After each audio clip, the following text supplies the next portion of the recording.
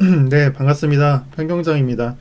어제자로 비트코인이 일봉상으로 양봉을 띄우면서 지금 보시는 바와 같이 알트들이 크게 반등이 나오고 있는데요. 지금 보시는 차트가 이제 이더리움 차트가 되겠는데요. 이게 왜 안 오를까라고 생각을 하시는 분들 많으실 거예요.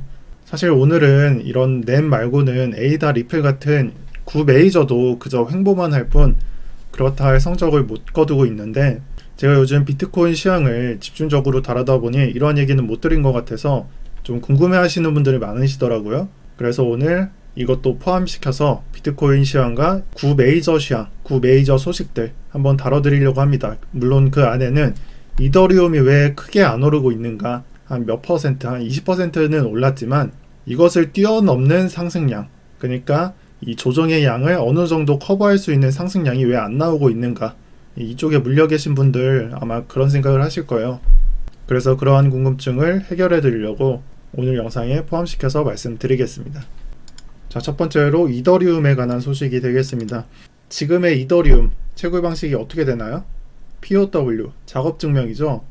이게 그래픽 카드로 연산을 하면 이더리움이 채굴돼서 저한테 들어오게 됩니다. 지금 보시는 뉴스의 제목에 EIP 1559, 이것은 이더리움 2.0 장기 프로젝트 중간 과정, 이렇게 생각을 하시면 되는데, 그렇다면 이더리움 2.0의 최종 목표가 뭘까요? 뭐 수수료 제로? 이런 걸 말씀하시는 분들도 맞지만 사실 그 안에는 POS가 있죠. POS는 채굴 방식이 지분 증명으로 된다. 그러니까 기존의 작업 증명에서 지분 증명으로 바뀐다. 이러한 내용이 이더리움 2.0에 담겨 있습니다. 사실 이렇게 된다면 수천만 원, 많게는 수십억 단위를 투자해서 채굴을 하는 사람들은 어떻게 될까 한번 생각을 해보세요. 물론 과정에는 손실이 없겠지만 결론에는 그들한테는 손실이라는 것입니다. 지금 보시는 내용이 그러한 내용을 담고 있고, 여기 채굴풀 찬반 의견이 엇갈려. 그래서 채굴을 하는 사람들은 이더리움 2.0을 가는 것을 원치 않을 수 있습니다.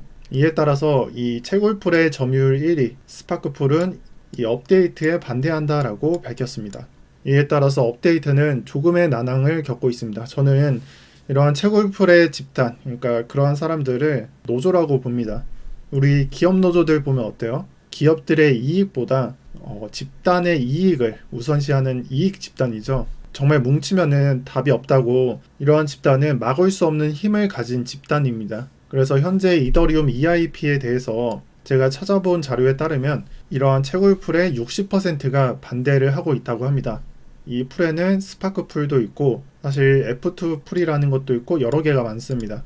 이런 행동이 한쪽으로는 저는 이해가 되는데 정말 투자자 입장에서는 조심해야 할 이슈라고 생각이 들고요. 이 덕분에 비트코인이 횡보할 때 지난 기간에서는 강세장을 띄웠던 이더리움이지만 지금의 현재는 비트코인과 이더리움이 똑같이 커플링 되어서 상승할 때 상승하고 횡보할 때 횡보하고 하락할 때 하락하는 그러한 모습을 보이고 있어서 지금의 이더리움이 급반등이 나오지 않는 이유가 되겠습니다. 저는 이더리움이 메이저 알트를 선도하는 알트라고 생각을 하고요. 이더가 잘 해결됐으면 좋겠다라고 생각을 합니다. 따라서 해당 내용은 포지션 보유자분들께서는 기억을 해주시길 바라겠습니다. 네, 그리고 리플의 파트너사였던 머니그램이 고소를 당했다고 합니다. 그리고 그 내용에 있어서는 이 머니그램이 리플랩스에 대해서 허위 진술을 하였다, 이렇게 작성이 되어 있습니다. 다들 잘 아시다시피 이 머니그램은 사실상 리플넷의 파트너사가 맞았고, 실제로 리플의 엑스레핏 제품을 그러니까 활용을 해서 외화를 거래하는 데 사용을 했었거든요. 하지만 약 3개월 전에 이 리플넷이 고소를 당하자 머니그램은 서둘러서 꼬리를 잘랐죠. 정말 이걸 기억하는 분들 많으실 거예요.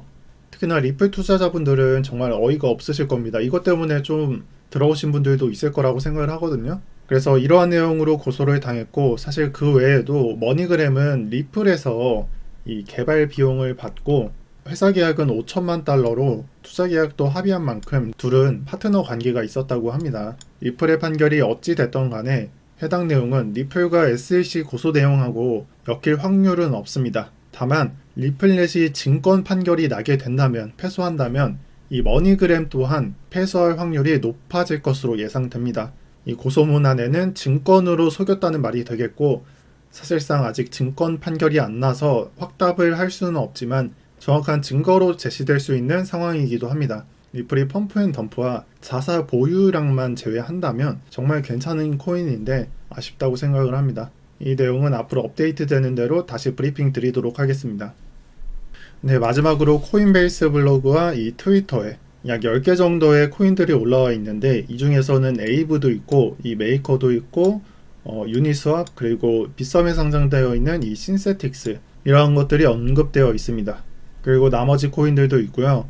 이 중에서는 저는 에이브와 또한 유니스왑을 제가 언급을 드렸었는데 이 두 개는 정말 디파이 코인으로서 괜찮은 코인입니다. 따라서 가격 하락에 조금씩 담아두셔도 포트폴리오에 조금씩 담아두셔도 정말 좋은 코인이고 또 다른 기사에서는 에이브와 신세틱스 이러한 것을 언급하고 있는데요.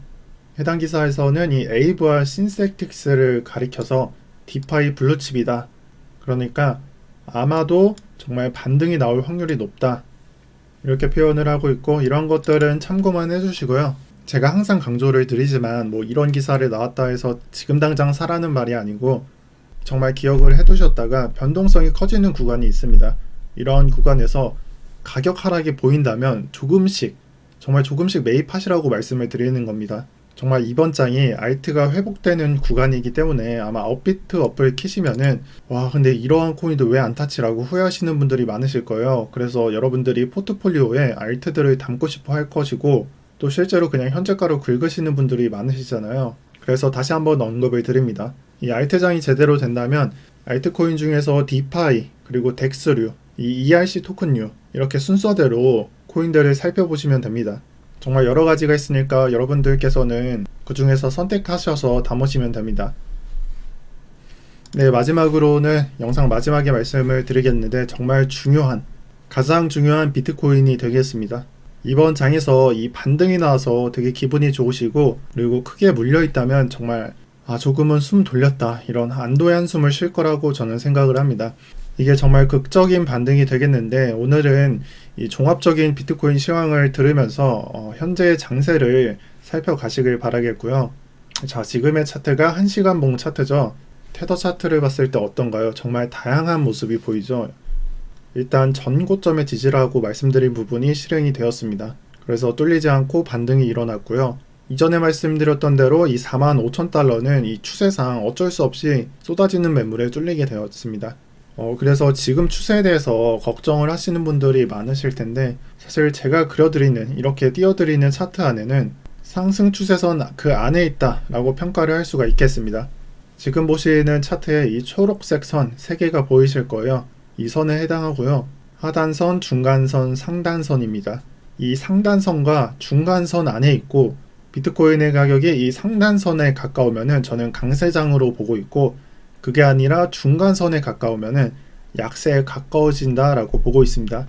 그리고 여기서 특징이 드러나게 되는데 이 두 개의 추세선 안에 가격을 크게 이탈하는 1월 그리고 1월 말 그리고 이번 달 중순 이렇게 크게 이탈하는 경우에는 다시 추세선 안으로 회귀한다 이렇게 볼 수가 있겠고요.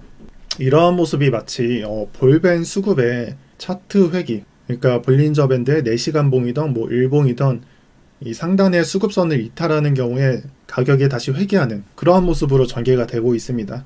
이게 이번에 진행이 된 차트죠. 그래서 평가를 하실 때 아직 추세선 안에 있다. 상승 추세선 그 안에 있다. 라고 볼 수 있는 겁니다. 또한 지난 강세장을 보였던 2월 10일부터 2월 17일까지 지금 보시는 대로 상승 추세선 상단선을 가깝게 붙여놨었는데 이런 2월의 강세장과는 조금 다르게 조금의 격차를 보이는 편이라고 판단을 할 수가 있습니다.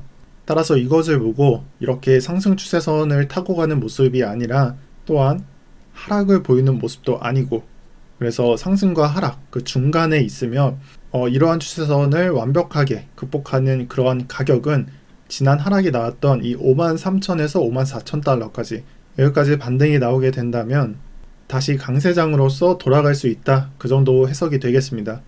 여기에 따라서 여러분들이 다음 강세장을 준비를 하실 때 여러분들이 준비를 하시는 구간은 이 구간이고 이 과거에 지난 구간을 준비하시는 구간이 아닙니다. 따라서 여러분들이 이 다음 장을 준비하실 때 이 해당 구간이 비어있는 공간이라고 말씀을 드렸잖아요. 이 공간에서 매수를 진행한다 이렇게 생각을 하면서 매매에 임하면은 크게 손실 볼 일은 없을 것 같고요. 그리고 단타, 스윙, 장투 이렇게 구분을 했을 때 단타로서는 비중을 크게 잡고 장투로서는 2차 매수를 생각해서 해당 구간에서는 비중을 조금 낮게 잡고 접근을 하시면 되겠습니다. 그래서 이번 장에 들어가시는 분들은 이런 생각을 할 거예요. 아, 나는 정말 이 가격에는 정말 사기가 싫은데, 이런 생각을 하시는데 투자는 사실 손실이라는 리스크를 내걸고 하는 행위이기 때문에 전혀 안 물릴 수는 없습니다. 정말 유명한 스캘퍼가 와도, 정말 유명한 단타쟁이가 오더라도 그들은 수익과 손절을 계속 반복해 나가면서 수익을 창출한다는 점을 알아주시고요. 따라서 유리한 위치, 그러한 위치에서만 잘 찾아서 매매하시길 바라겠습니다. 네, 오늘 영상은 여기까지 하겠고, 여기에 추가로 영상에 나오지 않는 도미넌스나 여러 지표들이 있잖아요. 그러한 비트코인 시황을 받고 싶으신 분들은 댓글 확인하셔서 평경장방 들어오시면 도움 받으실 수 있으니 참고하시고요. 마지막으로 시황 감사드립니다. 오늘도 평경장이었습니다.